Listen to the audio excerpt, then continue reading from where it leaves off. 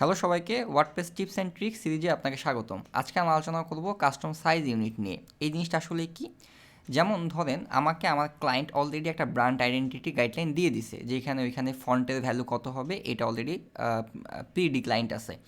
So এখান থেকে আমার আমার যেমন এখানে বলছে যে হেডার হবে হচ্ছে 36 পিটি, ডিসপ্লে টাইটেল হবে হচ্ছে 60 পিটি।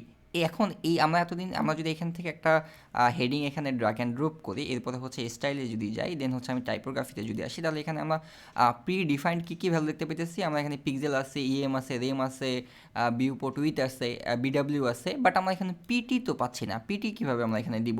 তো এইখানে আসছে হচ্ছে আমাদের কাস্টম সাইজ ইউনিট। সো এটা যদি আমরা হচ্ছে এখান থেকে আমরা যদি পিটি, যেমন হচ্ছে আমরা এখানে 80 পিটি দিতে পারি, 60 পিটি, এখন 60 পিটি কীভাবে দিব?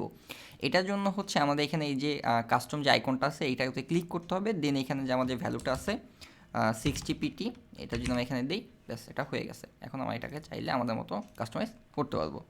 সবাইকে ধন্যবাদ। আল্লাহ হাফেজ।